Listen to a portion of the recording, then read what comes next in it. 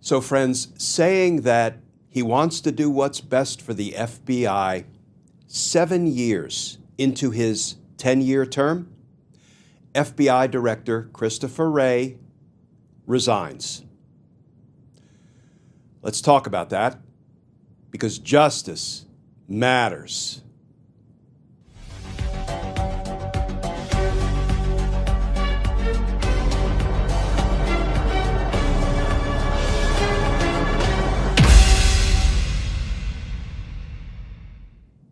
Hey all, Glenn Kirshner here.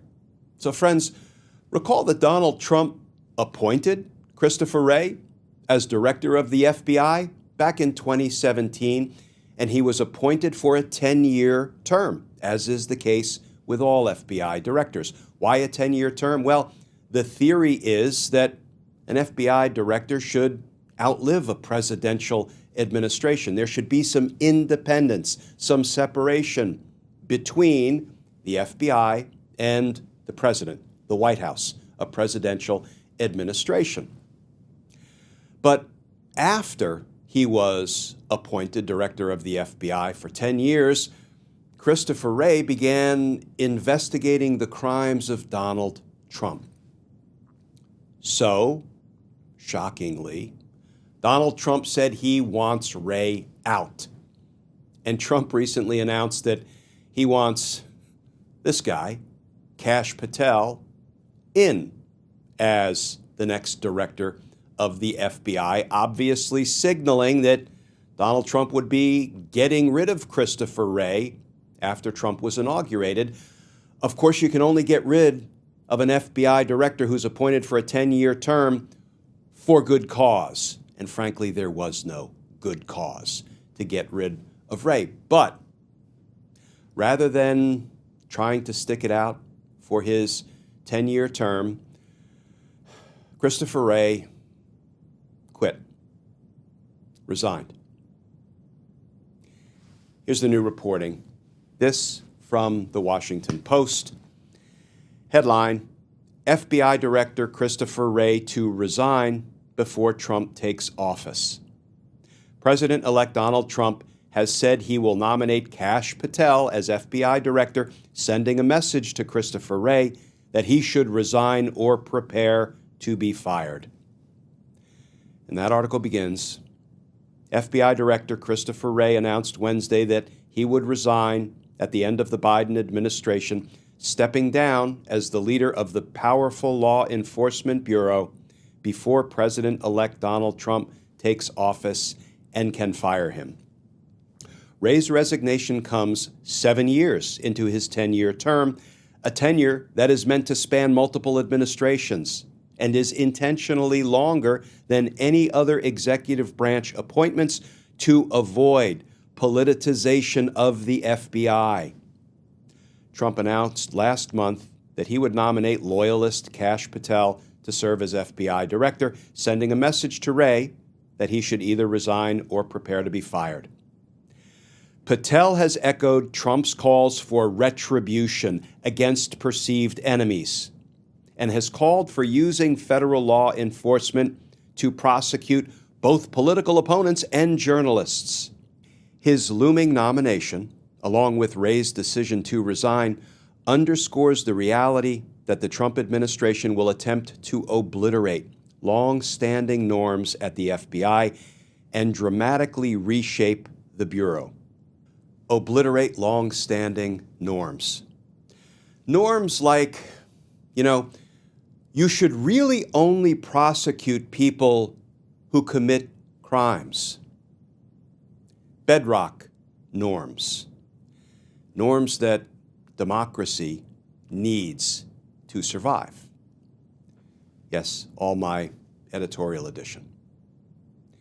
The article continues.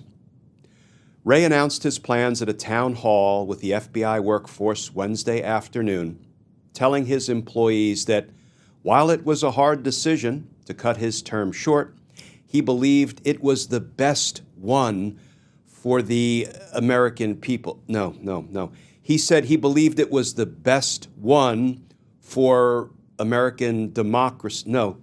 He said it was the best one for the Bureau, for the FBI. This quote from Wray, quote, "My goal is to keep the focus on our mission, the indispensable work you're doing on behalf of the American people every day. In my view, this is the best way to avoid dragging the Bureau deeper into the fray while reinforcing the values and principles that are so important to how we do our work," Wray said, according to excerpts released by the FBI. Trump exulted in Wray's announcement Wednesday, writing on social media that it was a, quote, "great day for America." And that's not all Trump said about the Wray resignation. But before we turn to Trump's post, recall that under the leadership of Director Christopher Wray, the FBI investigated the crimes of Donald Trump, leading to indictments of Donald Trump for both his January 6th crimes and his classified documents obstruction of justice espionage crimes down in Florida. And at one point in the classified documents investigation, the FBI believed they had obtained enough evidence to apply for a search warrant. And they put that evidence in an affidavit, a sworn statement, and they presented it to a federal court judge. And that federal court judge concluded there was probable cause to believe crimes had been committed, and evidence of those crimes would be found at Mar-a-Lago. And when that search warrant was executed, boy, did they find evidence of Donald Trump's crimes at his Florida home in Mar-a-Lago. Against that backdrop, here is what Trump just posted about Christopher Wray's resignation. "The resignation of Christopher Wray is a great day for America, as it will end the weaponization of what has become known as the United States Department of Injustice. I just don't know what happened to him. We will now restore the rule of law for all Americans. Under the leadership of Christopher Wray, the FBI illegally raided my home," that's a lie, "without cause," that's a lie, "worked diligently on illegally impeaching and indicting me," that's a lie, "and has done everything else to interfere with the success and future of America," that's a lie. They have used their vast powers to threaten and destroy many innocent Americans, some of which will never be able to recover from what has been done to them. Kash Patel is the most qualified nominee to lead the FBI in the agency's history and is committed to helping ensure that law, order, and justice will be brought back to our country again and soon. As everyone knows, I have great respect for the rank and file of the FBI, and they have great respect for me. They want to see these changes every bit as much as I do. More importantly, the American people are demanding a strong but fair system of justice. We want our FBI back, and that will now happen. I look forward to Kash Patel's confirmation so that the process of making the FBI great again can begin. Thank you. And friends, I understand why Christopher Wray, probably wasn't all that excited that he would very likely meet the same fate as James Comey, right? When Comey wouldn't pledge personal loyalty to Donald Trump fired him before the expiration of his 10-year term. So I guess I understand why Christopher Wray considered resigning rather than forcing Donald Trump's hand and exposing the abuse that would have been obvious if Trump fired Wray 7 years into his 10-year term without good cause, which is what's required if you're going to fire an FBI director. I understand all of that, but doesn't make it right. So friends, it's tough to find a rule of law point of light amidst this dark development. But there is now another challenge ahead. Who should be the next director of the FBI?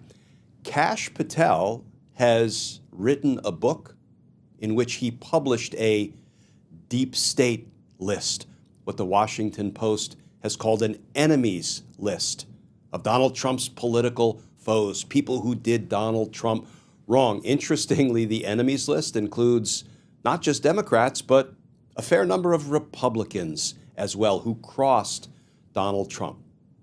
So will Kash Patel weaponize the FBI to vindictively go after Donald Trump's political foes? Well, we do know something that Kash Patel said recently about how he would run the FBI. He said that on day one, he would close FBI headquarters and he would reopen it on day two as a, quote, museum of the deep state. You know, these kind of things, political enemies lists and closing FBI headquarters on day one, you know, this is not the stuff of a person who is qualified to be the director of the FBI. Because justice matters. Friends, as always, please stay safe. Please stay tuned. And I look forward to talking with you all again tomorrow.